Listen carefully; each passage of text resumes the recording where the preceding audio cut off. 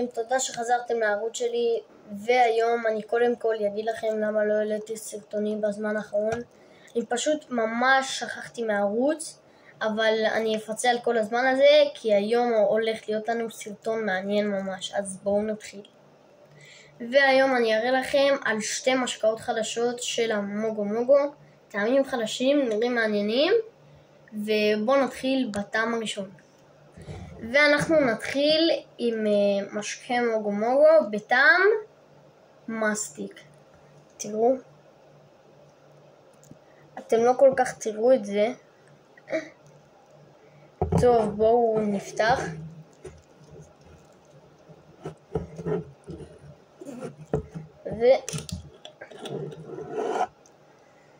וואו, וואו, ריח מטורף. בוא ניתן.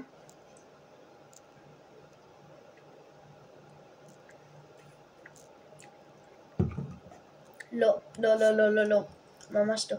הריח טעים, כאילו, הריח מושלם, הטעם ממש לא. טוב, תקשיבו, זה אחד, ממש לא הייתי ממליץ לכם על הדבר הזה. אני הייתי מדרג אותו משהו כמו איזה 5.5 מקסימום. ועכשיו בוא ניגש לטעם הבא. טוב, הטעם הבא הוא בטעם צמר גפן מתוק.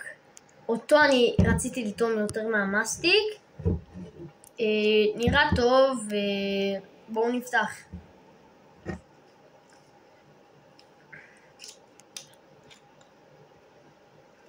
וואו, ממש יש דמיון.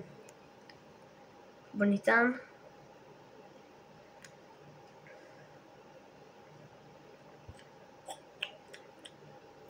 חד משמעית המשקה האהוב עליי מכל המשקאות בעולם.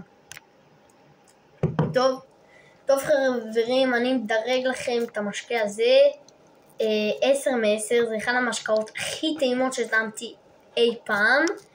ואל תשכחו לשים לייק, להירשם לערוץ, ויאללה ביי.